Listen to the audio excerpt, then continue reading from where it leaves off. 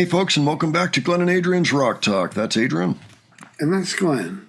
And today we return to the band Missioned Souls, a family band from the Philippines who have been doing amazing things, on YouTube. And we have taken note and really enjoyed their work. So far, we have checked out 2 versions of their Deep Purple cover for Highway Star. And last time around, what did we look at, Adrian? Whole Lot of Love. Whole Lot of Love by Led Zeppelin. And both of them, they just crushed the covers. And now you would think, well, those 2 bands are fairly different from each other. They're not carbon copies, right? Although they're both hard rock from the early 70s. So you'd say, well, what else can they do? Well, today we're going to look at Edge of 17. This is a Stevie Nicks cover. And it dropped on April 25th, so it's about 2 weeks old. We haven't actually featured Stevie Nicks on the channel yet, so this seemed like a good way to ease her in. Stevie Nicks, of course, being part of the mega band Fleetwood Mac, one of the main writers on Rumors, and, the writer of Dreams and Gold Dust Woman, and plenty of other classics. But this was off her first solo album, Belladonna, which came out in 1981. I actually remember it well. This is her first major solo hit. It's great hearing people cover that song today. Anything you want to say, Adrian, about Missioned Souls or about Stevie Nicks? Well, they've done some great tunes in the past. I mean, they were just dynamite. So I'm kind of looking forward to hearing this. I remember the song Edge of 17 from when it was on the radio back in the day. Yeah, and as a matter of fact, Ben Montench is all over this album. I think he was on the original track for this too. He played organ on it. That's the keyboardist for the Heartbreakers. Also, Bruce Springsteen's piano player was on a lot of this, including that song. He's the piano player. So there you go, Roy Baton. As a matter of fact, Elton John's guitar player was on here too, Davy Johnston. Oh, gee. And Bob Glaub, the bass player, who was also Carole King's on Tapestry, the whole Tapestry album pretty much. Waddy Wachtel, major LA session guy. Russ Kunkel, another major LA session guy. If you know Leland Sklar, those 2 are his buddies. Some great players on this record, but now we're going to hear it covered. So this is the caliber of musicians they're going to be covering now. And stylistically very different from the early stuff. So let's go ahead. Let's see how they do with it. All righty. Righty.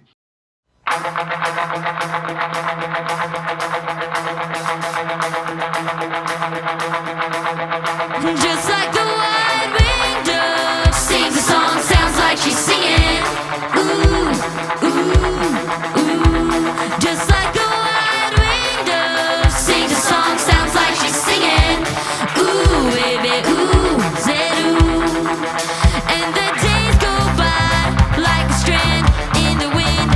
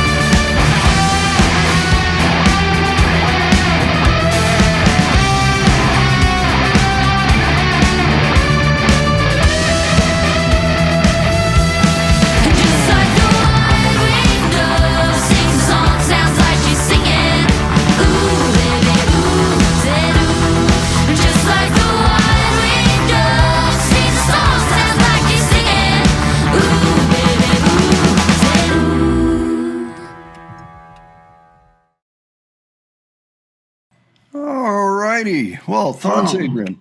That was something else. I mean, it sounded just like the original, just like the other songs that these people do. I really liked the vocals. Nice job on the vocals there, because there were a lot of parts and it sounded wonderful. It sounded perfect. The timbre and everything, like just the sound of it was exactly like it was before and on the record.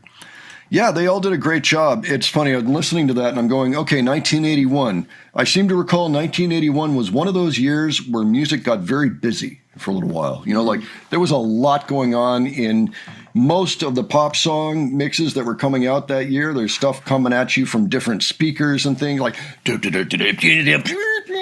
know, like every little, in some hits, every little space where there wasn't something going on would get filled, you know, like throughout the timeline of the song. You had something, you know, like those are the Thomas Dolby years, you know, and it started to thin out a little bit as the decade wore on. Of course, they had, like we mentioned earlier, top session musicians in there, absolute legends, actually, quite a number of them. Yeah, it's interesting to go back and look at that record, you know, like the original record. It did so well. It was on the Billboard 200 for 3 whole years. You know, so not bad. Yeah, but as for that cover, yeah, I think they did a spectacular job on it. You know, they really killed it. They got the parts. It didn't feel overdone any more than the original did. You know, it you know, you could hear everything. You could differentiate everything the same way that you could with the original. Yeah, I really don't think I have any particular criticisms for anybody. I thought they killed it. You know. Yeah. Yeah. Oh God, they did it pretty darn well. I mean, I hadn't heard Edge of 17 in a while, but that sounds just like the way I remember it, though. Yeah. Well, there's a couple things I do want to note too. Apparently, we had mom and dad in this one. The mother, she was the one up front singing, backing vocals. Dad was the one on the bass. And then apparently there was also somebody in the mixing booth. There was an inset that kept coming in, and I couldn't figure out if that was somebody else who was already on screen and just doing an overdub, or if it was another person involved. I don't see any other credits, so I'm going to assume it was probably just one of the same people. You know, someone else in the family just coming up for a second. That's a good point. I hadn't thought of that for some reason, but you're right. Yeah, I mean, they really sound good. I don't even know what to criticize. Awesome. Yeah, they're doing a great job. I hope they keep it up. We should definitely keep looking at their songs, because there's plenty of stuff in here. They've been doing it for a while, so they have a lot of material. People have already mentioned a large number of potential recommendations for this band, but by all means, if you have one, leave it below for us, and you know, we'll keep it in mind as we go along. So between this band and the Greystones, I think we've got a couple of great cover bands to be watching now, and just look through their catalog and see what else they've done, and remind other musicians out there that you can do this too. You know, it just requires a certain amount of practice. People that you can rely on, that's another big thing. That's why the family bands do so well, is, you know, if your family doesn't show up, well, they're right there in the house. Like, get over here and play the bass. You know, like, what do you mean you didn't practice? You get that social pressure, you know, which is very healthy, actually, you know, at times, you know, done right. And if you have other suggestions, other bands even, by all means do that too. And if you enjoyed this video, please give it a like. And if you enjoyed our presentation, please subscribe. All right. Thanks so much for joining us, and we'll catch you on the next one. All right. Take care, folks. See you all later.